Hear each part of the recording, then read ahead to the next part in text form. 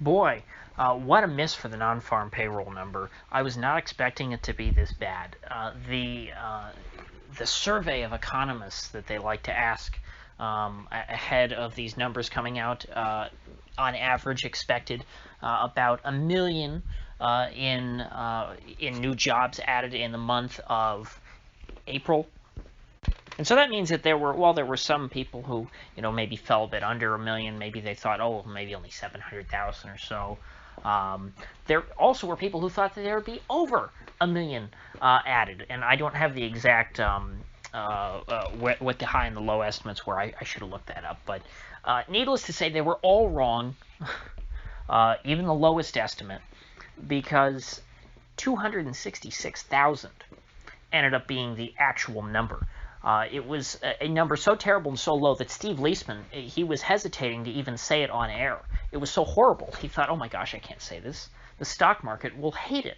And he had to double check. He said, no, this can't be right. I need to check a second source. I need to go directly to the Bureau of Labor Statistics website. And then he looked there, and lo and behold, it was only 266,000 jobs, not 1 million. But old Rick Santelli, it was kind of funny.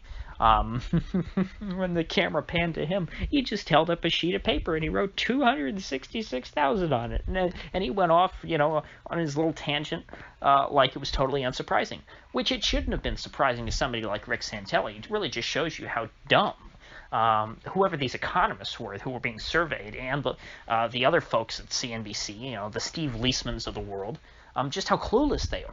Because this is totally obvious to me, too. When I saw the estimate of 1 million, I thought, oh, who the heck said that? When I saw 266,000 jobs created, I thought, oh, okay, that makes sense. And then, the estimate is what's shocking. It's not the real number. Anyone who thought that we could get 1 million new jobs, given just the facts on the ground right now, the fact that all these businesses are having to cut back on their hours because they can't find enough workers, and the fact that you've got massive amounts of unemployment benefits keeping people at home and making the labor market incredibly tight. Who the heck can hire right now? You're not going to get the time when you're going to see 1 million people getting hired is if there's some collapse in wages and low interest rates or something that allow businesses to try and expand with a very loose labor, or with a very favorable labor market for them. That's when you're going to see businesses hiring a lot of people. When the labor market is not very good from an employer's perspective, they're not going to be able to hire a lot of people. And so all these stimmies that have been going out, all of these increased unemployment benefits that we've been seeing go out, they have obviously suppressed the recovery of the economy. This is very similar to what we saw back during the Great Depression. All of the make-work projects and things, and all of the New Deal spending programs. All they did was retard the recovery of the economy. And thankfully, even mainstream commentators on the financial networks, at least quite a few of them, are saying this. They're saying, gee, we had this big jobs miss. Obviously, it's because people are being paid to stay home, and so employers can't find people to hire. Ask any employer that you know how hard it is right now to fill open job positions. Now, I've been waiting all day to hear what Joe Biden had to say about this, because before this number came out, it was interesting. The Biden administration had scheduled a 11:30 press conference about the jobs numbers, because this was supposed to be a big record-breaking number, because if this number had been 700,000, which is well below the estimate was for 1 million. Even if it was way underestimate, they got 700,000. Joe Biden could have said, we created 2 million jobs in the first 100 days of this administration. And so I think they were expecting a big party. But then the numbers did not come out as expected, and the press conference had to be put off for a while until about noon, which I just got done watching. It was only like 10, less than 15 minutes, I think. Well, before that, immediately after the numbers came out, old Neil Kashkari, the president of the Federal Reserve Bank of Minneapolis, perhaps the most contemptible Federal Reserve banker, in the public spotlight these days, decided to go on there and just do his usual gaslighting, but somehow it felt more absurd and offensive today than it usually does. Neil Kashkari loves to go on TV or on Twitter and roast people like me who criticize the Fed and talk about how, the way that he presents it kind of is, he likes to play this two-sided game where he says, okay, these people who criticize the Fed and think we're not doing a good job, either they're crazy tinfoil hat conspiracy theorists, like the QE conspiracy theorists, that was a term he came up with a little while ago, or they're just, they're the Wall Street establishment, and I'm this guy, I'm just trying to do what's right for ordinary Americans. So he plays this two-sided game of either trying to belittle us and call us conspiracy theorists for criticizing the decisions of the Federal Reserve, or we're just mean old Wall Street bankers who are trying to keep the Fed from helping the little guy. And of course, Kashkari himself is an ex-Goldman guy and an ex-Treasury Department guy. I believe he worked for Bush back during the '08 debacle. And so to Kashkari, the answer to everything, no matter what the news is, the answer is, oh, well, this just shows why we need more quantitative easing. And so Kashkari gets on Bloomberg TV and he looks at this number. He says, look at how pitiful this job number is. It's 1/4 of what the estimate was, pretty much. They estimated it would be 1 million. It was just about 1/4 of 1 million. And so Kashkari says, you know what? We need more QE. We need to pump more money into this economy. Look how bad things are. We've got a long way to go before we achieve our policy goals. Because it used to be that the Fed, their goal was, we have to create inflation, so we got to print lots of money to create inflation. Well, now we have inflation, and I guess now they're moving the goalposts to saying, well, we got to have an overheating labor market, which an overheating labor market, I guess, according to the Fed, means that lots of people are being hired, which doesn't make any sense, because if you get to the point to where the labor market is, even in the Keynesian sense, quote, overheating, that would be, you get to that point when employers can no longer find enough people to staff their companies, which is what we're experiencing right now. When there's an ample supply of labor and businesses are hiring in large numbers, hiring in droves, that's great. That's what you want to happen. That's not proof of, now they're hiring in droves, so that means that things are overheating, so we have to calm down. No, we're long past that stage. The labor market right now is being crushed under the weight of quantitative easing and under all the stimmy checks. And Kashkari admits this on Bloomberg this morning. He said, you know what, we're essentially paying people to stay home. That's right. But we still need to, have more money because, look, all these people, they don't have jobs. And it's just, he can't believe these things himself because he didn't even try. He accepted the premise of what me and thankfully now many other people are saying, which is that all of this stimulus is paying people to stay out of the job market, and therefore jobs are not being added. People are just choosing to remain unemployed because the unemployment benefits are significant enough to the point to where it's better off than, they'd rather make what money they can on unemployment than have to work and, make either less money or not much more than they're making on unemployment.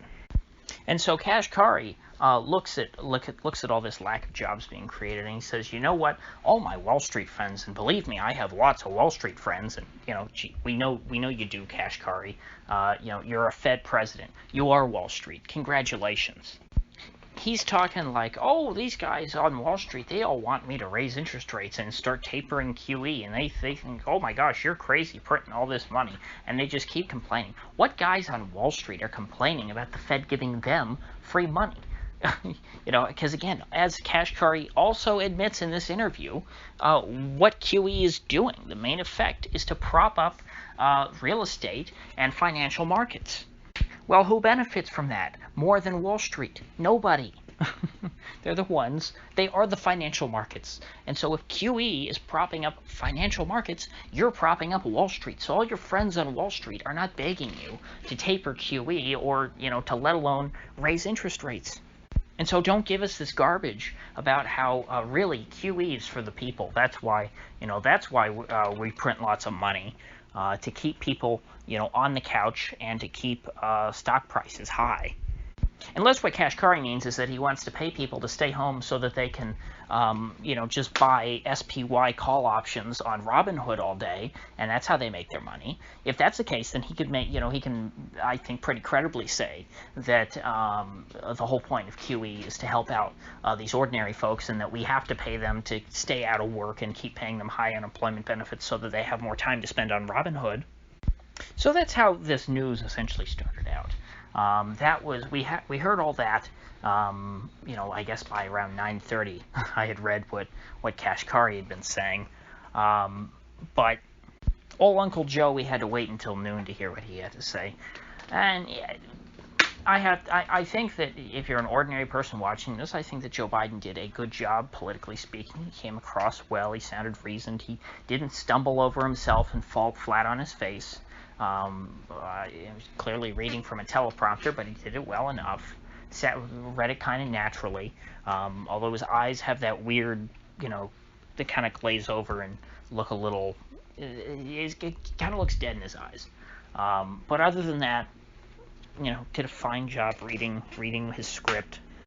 And that script, I think, somewhat credibly, was downplaying the huge miss and saying, hey, the numbers are what they are.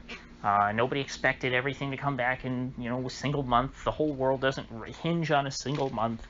We still added more jobs than any administration in its first 100 days ever. He brought out that talking point, even though he couldn't bring out the 2 million talking point that he was hoping to bring out. But fundamentally, he said something very similar to Kashkari. He said, well, this number just underscores why we need to double down on what we're already doing. Because look at it. Hey, we passed all these stimmies and sent people stuff, and look, people aren't finding jobs. That just tells you we need to pump some more stimulus into this thing. We need what I think Zero Hedge today aptly referred to as pro-cyclical stimulus. Of course, the opposite of John Maynard Keynes' old counter-cyclical stimulus idea, which in and of itself was a bad idea, but pro-cyclical stimulus is even worse.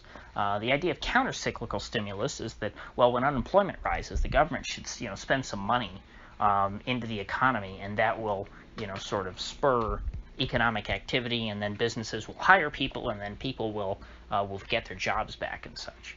Well, now we have a situation where businesses are desperate to find people to work for them, and labor is non-existent for a lot of folks.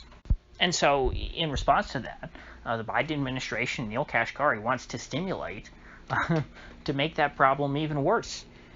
Oh, and on top of that, Joe Biden wants to add an extra 4 years onto the normal 12 years of public schooling.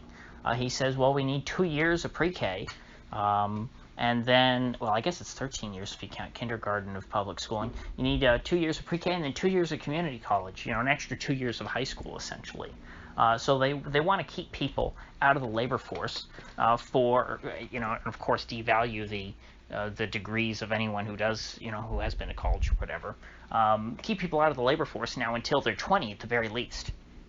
And that's if you're one of these deadbeats who doesn't, go get your bachelor's. But again, what point does a bachelor's have if you're only going for school another 2 years beyond, the average, person who's going to public school? Heck, I have a bachelor's, and that doesn't mean anything these days. You have to get a master's to mean anything. But at this point, they're going to start devaluing a master's next, and then you're going to have everyone's going to get their PhDs. And then people aren't going to be entering the labor force until they're like 26 years old. But that's a long-term problem, and I don't think that that's going to go anywhere. But it just shows the disconnect between the people in power right now and the reality of the problems on the ground in this economy. So just to be clear, more stimmies are just going to make this problem worse. The problem's not going away.